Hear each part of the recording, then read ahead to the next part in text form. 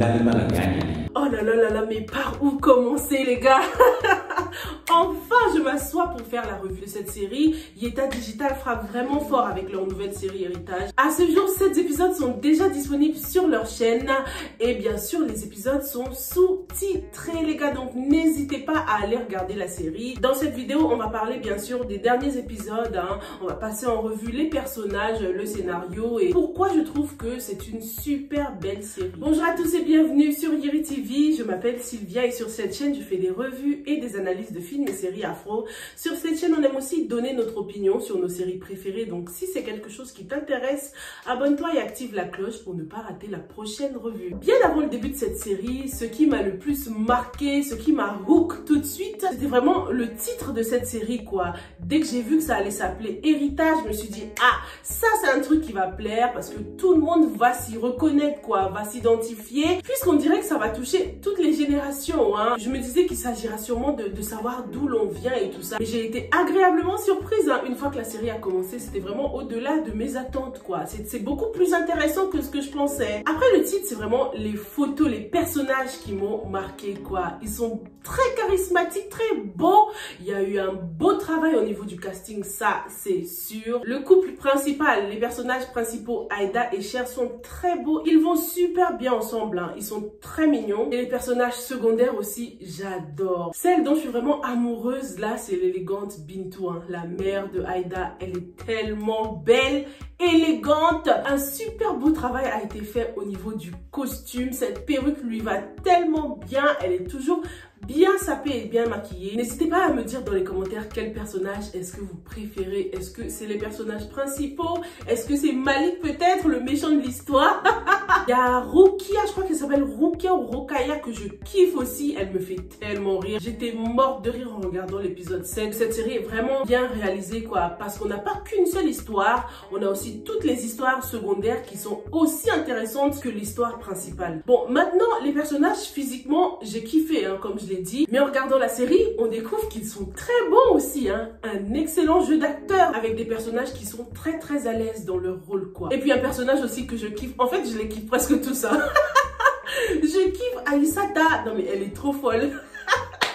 Je trouve que ce rôle lui va super bien. Ce qui me plaît aussi avec cette série, c'est vraiment les thèmes qui sont abordés. Je vous jure que le scénario, il est tip top. Alors déjà, on a le thème très intéressant du retour en Afrique, hein, parce qu'on a 2 jeunes qui ont eu leur diplôme à l'étranger, qui décident de revenir s'installer en Afrique. Ça, c'est vraiment top, hein, parce qu'on connaît ce phénomène de fuite des cerveaux. À chaque fois que des jeunes africains talentueux obtiennent leur diplôme en Afrique, bam, eux, ils ont envie de partir seulement, tu vois. Donc là, très original de voir ces 2 jeunes qui décident de revenir au pays après l'obtention d'un diplôme à l'étranger, quoi. Ça, c'est cool. Surtout que c'est la période du corona, hein. Dans la série, à plusieurs reprises, des personnages ont parlé de comment le pays est devenu difficile, le corona a vraiment tout dévasté, quoi. Donc on peut dire que ces jeunes-là, ils sont très très courageux, hein. Même s'ils n'ont pas eu le choix, hein, avec le cas de Cher, qui doit gérer l'entreprise familiale malgré lui. On constate quand même que Aïda, dès qu'elle est arrivée, elle a commencé à chercher du boulot, quoi, toute seule. En ce qui concerne la petite description des personnages, Aïda, elle est décrite comme une femme qui est fraîchement diplômée en marketing, hein. Elle fait la rencontre de Cher en France. Ils retournent ensemble au Mali pour construire leur avenir et leur foyer. Mais malheureusement, Aïda et Cher vont être rattrapés par la réalité sociale du pays, quoi. Au début, je voulais vous faire un résumé de tous les épisodes qu'on a eu jusqu'ici, hein, donc des 7 épisodes. Mais après, je me suis dit non, vaut mieux découvrir les épisodes par vous-même. Ils m'ont d'ailleurs fait une de ces surprises dans l'épisode 6. Non, franchement, j'étais choquée. Ils ont diffusé un extrait d'une de mes analyses à la télé, s'il vous plaît. Et le plus fier, c'était vraiment mon mari, hein, parce qu'on regarde toujours les séries de Yeta ensemble, tu vois. Dès qu'il m'a vu là, il était choqué et il était super fier aussi. Et moi aussi, bien sûr, j'étais fière. Franchement, merci beaucoup Yeta. Vous m'avez tellement fait un beau geste. Je m'y attendais tellement pas. Ça m'a tellement boosté quand j'ai vu ça. Je me suis dit, ah non, déjà que cette série me plaît. En plus, ils mettent un extrait de moi dans un épisode. Non mais là, vous avez fait fort Yeta. Donc je disais que que j'ai adoré les thèmes, hein. Donc le retour en Afrique, on a aussi le thème de l'héritage, bien sûr, hein, et bien la richesse, mais l'héritage aussi qui concerne les enfants, quoi. Il y a aussi le thème des classes sociales, il y a le thème de la vie en couple, hein, avec tous les obstacles qu'on peut rencontrer lorsqu'on est marié. On dirait aussi que la série sera très éducative pour les parents aussi, donc franchement une série qui touche toutes les générations. Ce qui est kiffant aussi dans la série, c'est la représentation de la culture malienne, hein. On a cette scène du mariage, où on nous montre toutes les coutumes du mariage, comment on lave la mariée, toutes ces choses très traditionnelles et très importantes, ce qui fait vraiment un beau petit parallèle entre justement la tradition et puis la modernité qu'on voit dans la série, quoi, parce que on en parle du décor, les maisons sont très belles, tout est très moderne, même les personnages principaux, hein, Cher et Aïda sont très modernes, hein. On le ressent dans leur façon de parler, surtout Cher. Tiens bro, il est l'air, peace nigga, peace. Et pourtant, ils n'oublient pas du tout les traditions, hein, qui occupent une place super importante dans leur vie. On remarque d'ailleurs que le personnage de Aïda est vraiment très bien élevé, hein. Dans le générique même on le voit, c'est une femme respectueuse, soumise. C'est vraiment une femme presque parfaite, quoi. Elle a de bonnes mœurs, elle écoute son mari, elle le conseille aussi. Elle obéit à sa belle-mère Awa malgré le fait que Awa ne l'aime pas du tout. Et puis on l'a même remarqué dès le premier épisode, hein, ce côté respectueux de Aïda, parce que lorsque son père était venu la chercher à l'aéroport, elle était un peu gênée quand Cher lui disait ok chérie, à plus tard. Elle était un peu gênée que Cher l'appelle comme ça devant son père, alors que Cher, lui, on peut dire qu'il est un peu plus moderne qu'elle, quoi, même s'il est aussi très respectueux, mais on constate qu'il n'hésite pas à contredire ses parents, à imposer ses choix aussi. On voit qu'il défend aussi souvent sa femme, hein, qui ne s'entend pas très bien avec sa mère. Mais maman, on a passé toute la journée au bureau. Check. D'ailleurs, Cheick avait déjà fait le choix d'épouser Aïda, même sans la présenter à ses parents, quoi. La visite chez les parents, c'était vraiment qu'une formalité. Est-ce qu'il a bien fait? Est-ce qu'il a mal fait? On va le découvrir, hein, au fur et à mesure des épisodes, parce qu'on découvre qu'il y a quelque chose qui cloche. C'est seulement lors de leur mariage que les parents se sont vus pour la première fois. Le père de Cheick a alors réalisé qu'il connaissait la mère de Aïda. Ils ont eu une histoire d'amour dans le passé, quoi. Donc, dis-moi, toi, à ton avis, est-ce que Cheick il a bien fait de ne pas présenter Aïda tout de suite et puis vice versa? Est-ce que Aïda a bien fait de ne pas montrer Cheick à sa mère aussi avant le mariage? Parce que je me dis d'un côté, peut-être que si les parents les connaissaient avant, ce mariage n'aurait peut-être pas eu lieu, hein. On connaît pas encore l'histoire derrière les parents, mais une chose est sûre, c'est qu'ils ont partagé quelque chose de profond. À un moment, j'ai même commencé à croire que Cheick et Aïda étaient frères et sœurs. Je me suis dit, et si Aïda était la véritable fille de Amadou, le papa de Cheick, et en fait Cher n'était pas son vrai fils?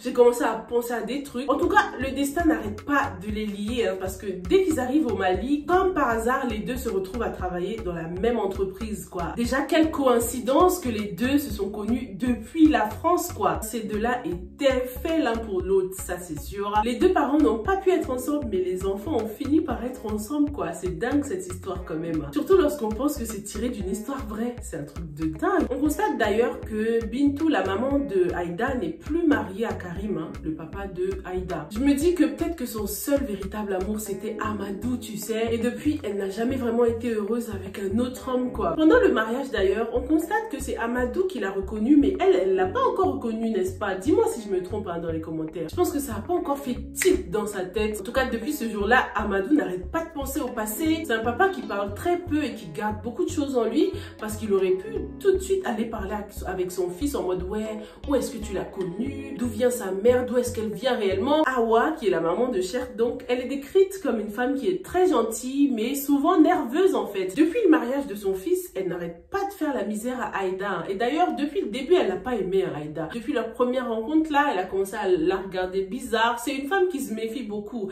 Je pense que c'est aussi parce qu'elle n'a qu'un seul fils, c'est son unique enfant, du coup elle souhaite vraiment le meilleur pour son enfant et elle se méfie de toutes les femmes arrivistes qui voudraient séduire son fils, quoi, tu vois. Dès qu'elle a appris que Aïda travaillait dans l'entreprise familiale, c'est sûr que dans sa tête elle s'est dit, elle là, elle n'est intéressée que par l'argent de ma famille, quoi, alors que c'était vraiment un pur hasard. Pour couronner le tout, la femme de Malik, le demi-frère de Amadou, est venue raconter des ragots sur Aïda, hein, parce que son but à elle et son mari, c'est vraiment de détruire la famille de Cheick, hein. Ils sont jaloux et ils ont envie de prendre possession de l'entreprise Yeta. Il l'a tellement mal pris, hein, lorsque Amadou a nommé Cheick à la direction d'Yeta, parce qu'il voulait cette place. Du coup, son but en ce moment, c'est de se venger, quoi. Quand je vous dis qu'il est ingrat, sachant que c'est Amadou qui paye la scolarité de son fils, hein. Bon, je sais pas encore si c'est son fils, mais Amadou a donné l'argent pour que Malik paye la scolarité de quelqu'un, quoi. Bon.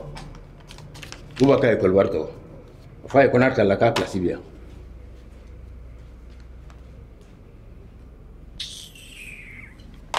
Donc c'est pas comme s'il manquait de quelque chose, hein, Malik. Il peut toujours compter sur son frère l'a toujours aidé. Sauf que en ce qui concerne l'entreprise là, Amadou a fait le choix de mettre son fils à la tête, quoi. Et puis il a bien fait, hein, lorsqu'on constate à quel point le cœur de Malik est noir. Le générique de cette série commence tout de suite avec un espèce de marabout et tout ça, tu vois. Ce qui me fait penser que les choses entre Sheikh et Aïda ne seront pas toujours aussi roses, quoi. J'ai peur, les gars, j'ai vraiment peur pour Aïda. On a vu dans l'épisode 7 comment Malik a fait des espèces d'incantations, il s'est lavé avec je ne sais pas quoi, et il est aussi allé dans le bureau de Cher pour mettre un peu de gris-gris dessus. Pour le moment, ça n'a pas agi, mais à mon avis, ça va agir, les gars, parce que déjà, Cher, il est tellement moderne qu'il pense pas trop à ces choses-là, tu vois. Il prend pas trop ses précautions, il se protège pas assez, je trouve. Donc c'est sûr que ce maraboutage-là va agir, et là, ça va chauffer pour Aïda.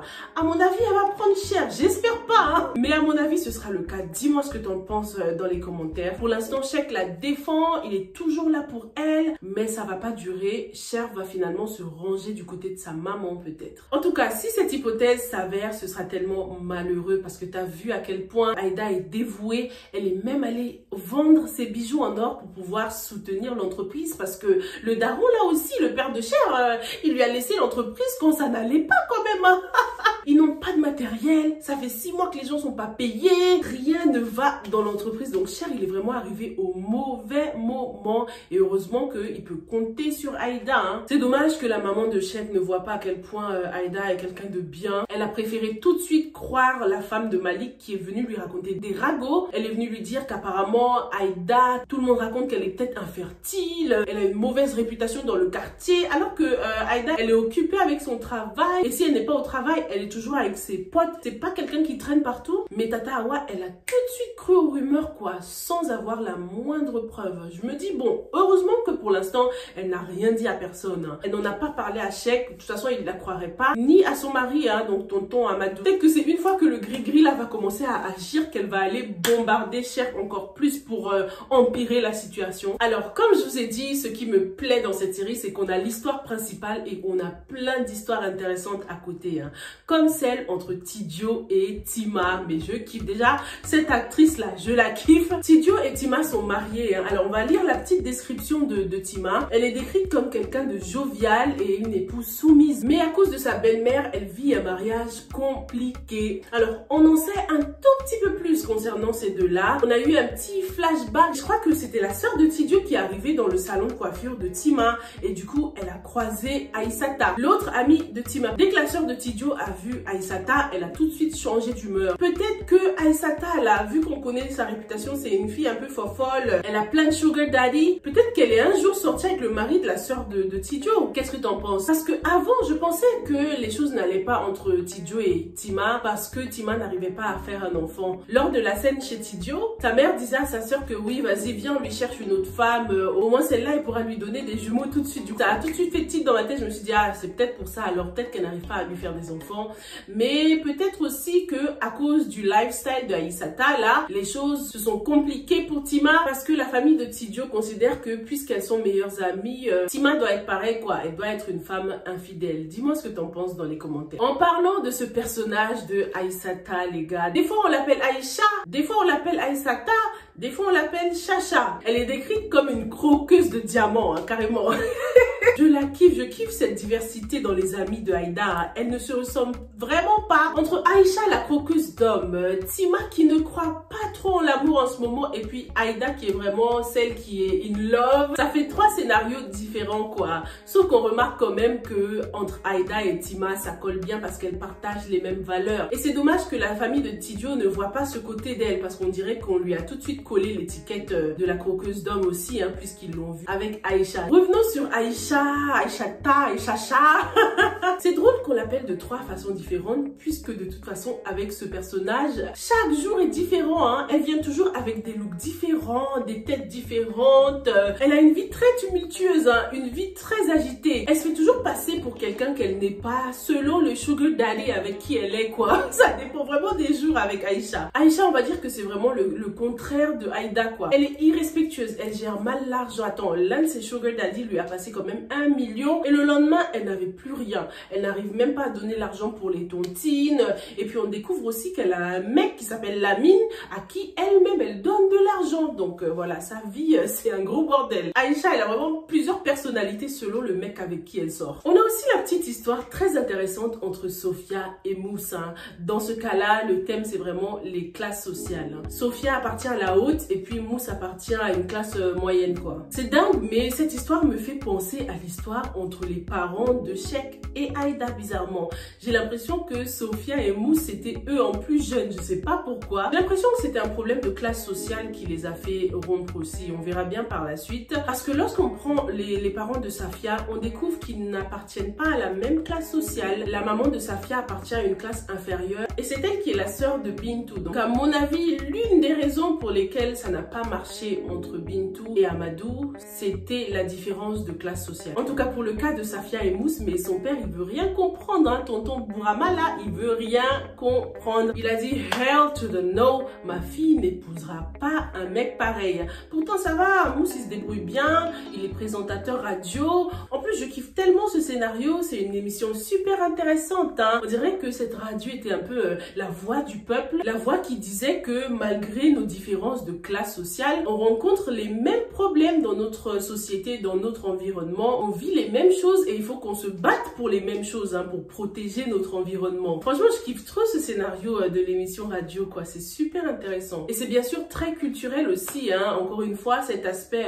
culture qui est très représenté dans la série. Le personnage dit souvent des petits proverbes à chaque fois et tout, c'est vraiment intéressant. En tout cas les gars, il faut que Sheikh reste très prudent. J'ai trop peur qu'il change, qu'il finisse par détester sa femme, hein, à cause du maraboutage de Malik. Ce qui est intéressant aussi, c'est qu'on constate qu'à la base, Sheikh ne voulait pas vraiment travailler dans l'entreprise de son père, mais par contre Aïda, elle le voulait. Elle y tient vraiment à ce travail, hein. On a constaté qu'elle a même donné des conseils à Cher. Elle a déjà fait d'énormes sacrifices et je sens que malheureusement ça va mal, les choses vont mal tourner pour elle, quoi. Dis-moi tout dans les commentaires, surtout dis-moi qui est ton personnage préféré jusqu'ici et je te retrouve dans la prochaine, ok?